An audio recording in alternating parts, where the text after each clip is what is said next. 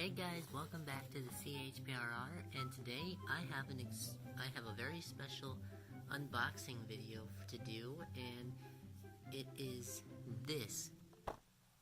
It is this Southern 060 saddle tank engine, and if I can get it to focus, there we go. So this I got recently as a replacement for this because she's not running as smoothly as she used to anymore. I think it's down to my track. I don't know. I have to have my neighbor take a look at it. But I got this while I was down getting my old trains fixed, and this, believe me, is gorgeous. So I'm going to do an unboxing video of it today, and hopefully it will run because I haven't run it, and I've done some research into how to properly run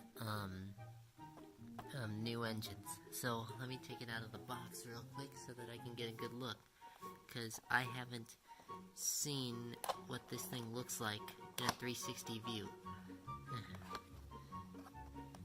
And yes, I did pay for this myself, so it includes paid promotion. Okay. Ooh, something fell out. What is this? Oh, it's the instructions. Stinking instructions. I gotta look at these. So yeah, I've taken a look at the instructions, and there's a lot of stuff here to cover. We don't need those.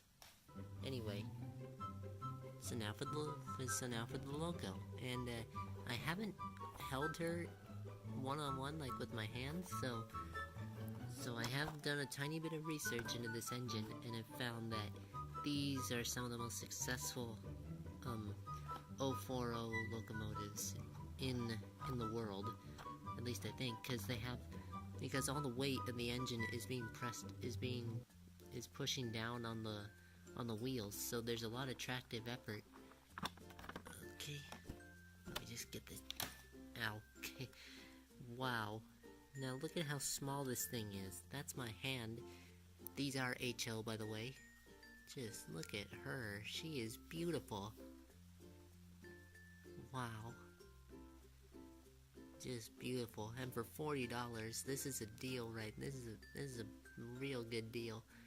So anyway, there's no real detailing, like no windows in the windows, but that's just because the motor's inside, and I'll eventually figure out how to get the shell off, I guess. But anyway, I'm going to give you guys a tiny bit of history on these locomotives, so give me one sec to look that up. So there happens to be quite a lot of history behind these things, but I'll just boil it down to a few simple things. So these are some of the most successful 040s in the world, and not to be confused with 440, which is this. Man, she's beautiful. Anyway, so the 440 was first built in the 1800s. The first design with a tender on the back was in 1802, and the first version to look like this with no tender, just a bunker on the back, which I think that's a bunker. Anyway, the first version of this engine type to use a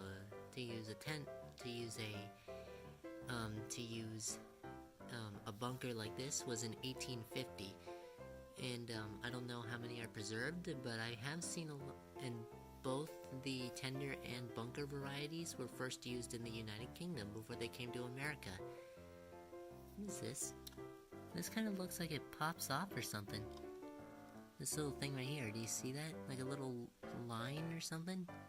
I don't know. I'll have to take a look at that. But anyway, I'm going to give her some running in time, so let's take a look at how she runs on the layout for the first time. Now that I think about it, I might need those instructions after all.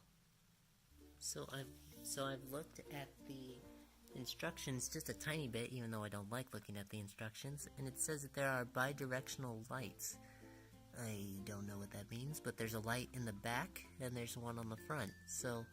And also I have looked at the couplers. They are not the same ones that I use. Well, the front one doesn't move, but the one on the back does move.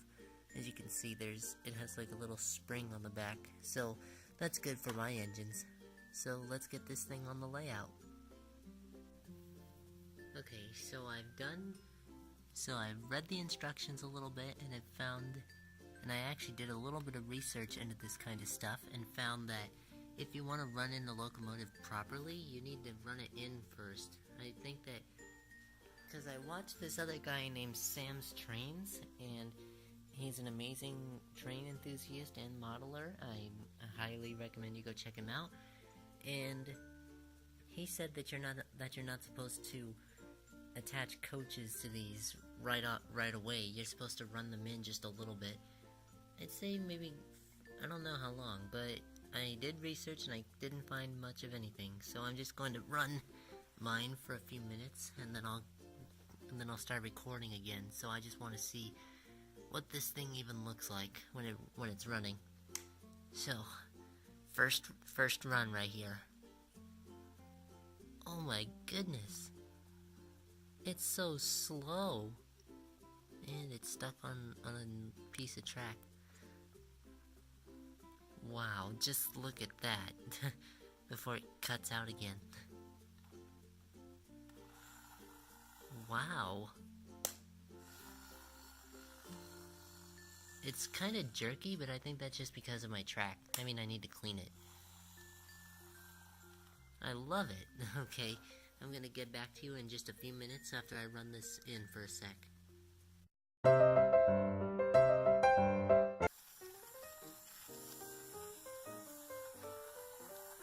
Now, I have been running her in for a good few minutes, and she is a bit on the noisy side, but it's nothing I can complain about. And also, there's something really interesting about this engine, because I was looking at the instructions, and it says that it has bi-directional lights. Now, at first, I had no idea what that meant, but now that I've been running her in and testing her both frontwards and backwards, I can figure out what that means. And here's the cool thing. I'm gonna stop her right there. Look. That is so neat. If I turn it off really fast, then she'll slow down gradually instead of just going like that. So that is really cool in my opinion. I have never seen a train do that. All my other ones, like my 4.9, the Jupiter, they all, if I just turn the controller all the way down to 0, or if I just turn them off while they're running at full speed, then their wheels will just instantly stop. This one slows down gradually, so that is awesome right there. And also, like I said about the bi-directional lights, here I'm using Alex's camera stand for this. Thank you so much for this, Alex. So take a look. So there is a light in the back. I didn't know if that was gonna turn on or not. So take a look. So I'm gonna run her forward. Like I said, she is a bit on the noisy side, but it's perfectly fine with me. And take a look. I'm turning her backwards, and look at the light, here. Watch that red dot. It turns on when she's going backwards. And that's so cool.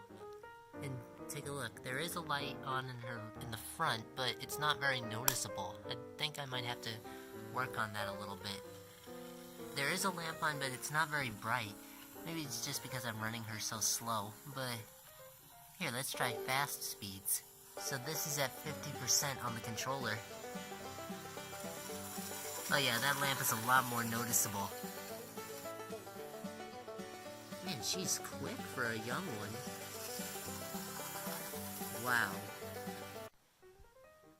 Some side history that I found is that in a lot of European countries, they actually have preserved a lot of examples of these 040 tank engines. It turns out that I think in the UK, there are 20 of them that have been preserved, both in the diesel variety and in the steam.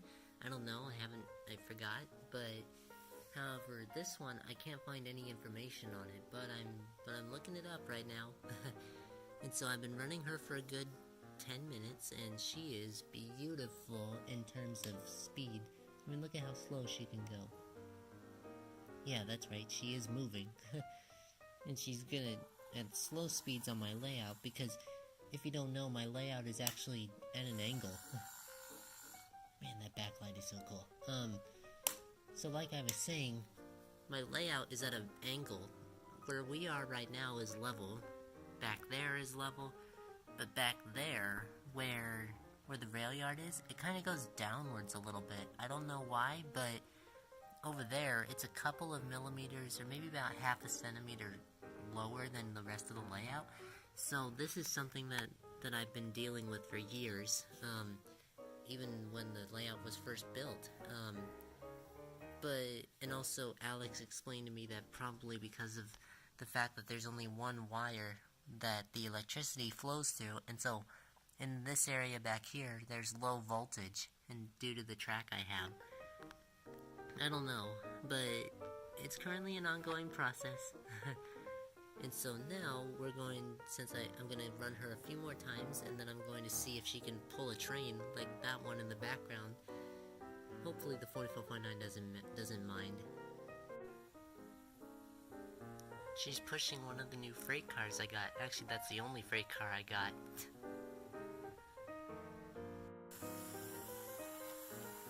Now she's pulling that new car I got. Okay, so since I've given her about, I'd say 20 minutes worth of runtime, now I'm going to see if she can pull a train. And I'm going to have her pull the 44.9's train, because it's quite a heavy train. I mean, it doesn't look like it, but, well, I mean, it is a light train if you think about it. So we're going to have her couple up to these Southern Pacific coaches. I understand that she was mostly used in freight yards, but man, that backlight is so nice. Oh, it's cut out. Okay. This happens sometimes back here. Okay, don't want to just smash into the cars. Okay, I don't know if she's coupled or not. Let me see. Oh, yeah, it is. Who's texting me? Oh, Andrew. Okay. So, now we're going to see if she can pull a train, and so this one back here is 5 cars, and they are nice to pull. I have felt them whenever I'm switching the trains out, and they usually aren't that heavy, so let's see. Oh, one of the cars is derailed. It's always... I don't know why, but for years I have been dealing with derailments from the second to last car. I don't know why, but I'm currently working on it. I always want to go nice and slow out of here, so since there's so many turns that these cars need to handle. See, it's this car right here that derails often, so...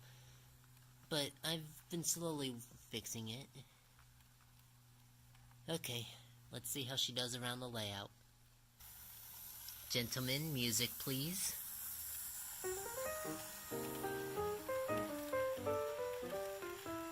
Thank you, this music works perfectly for this. She's really good. I mean, she's able to pull these cars like it's nothing. The really impressive thing about this engine is, since it's a 040, all the weight is on the drive wheels, which are the ones with the driving rods on them. So all the weight of the engine is pressing down on those wheels, which gives her a lot more friction with hauling heavy trains. So that's one of the things in real life that's working for a model.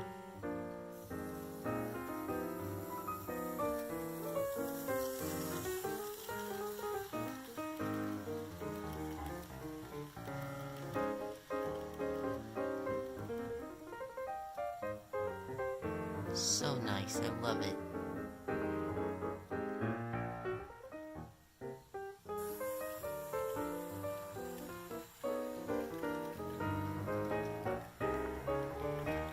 Here, I'll give you a good view back there.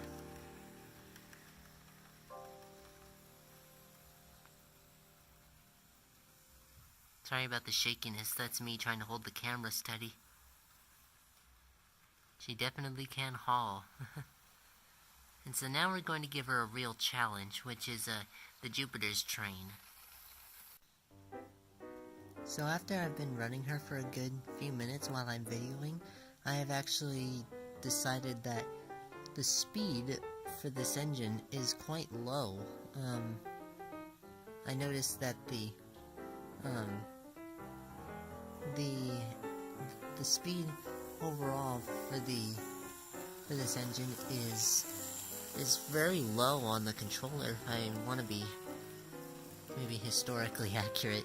I don't think that's the right word, is it? But the speed that I usually run my trains at, like for example the 4449 is 45 or 40 to 50% on the controller, while the Jupiter's speed, to be historically accurate, is maybe 40 to 50% on the controller, if I'm being nice to it. This engine is by far the second slowest engine on the layout. Right now it's going about 20 to 25% on the controller, so that is incredibly slow for an engine like this, especially a new one, so this is very different for me. The other slowest engine is the trolley, which I will do a run session with soon. Another good thing I really like about this engine is that, look, I didn't see any sort of problem when she went over the switch, because my friend said that because someone on YouTube, one of my subscribers, says that these switches, and model locomotives that have lower voltage in their motors, they struggle to get over these kinds of points, to get over these kinds of rails. Wait, here. Okay, I've turned her down to maybe 15 or 17%, and let's see.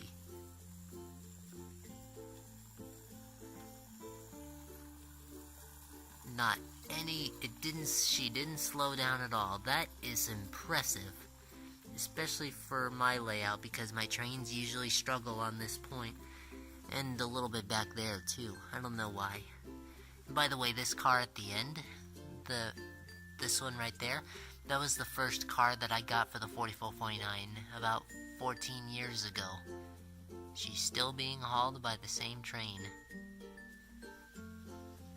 This area right here I really like, and also there are 2 Christmas trees. There's a green one and then there's a red one that you can't see, but they're there.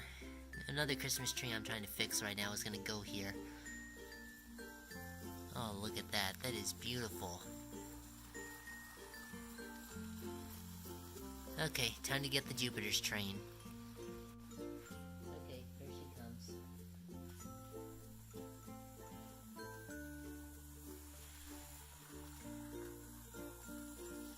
Okay, so the reason I want to use the Jupiter's train for this is because the Jupiter's train is a much older type than say the 4449's train, so the Jupiter's train will be heavier for her, and since I've been running her in for a while, I think she'll be able to handle it. And also since I've gotten her motor warmed up and stuff, I think that'll help at least. Okay, time to get the train out.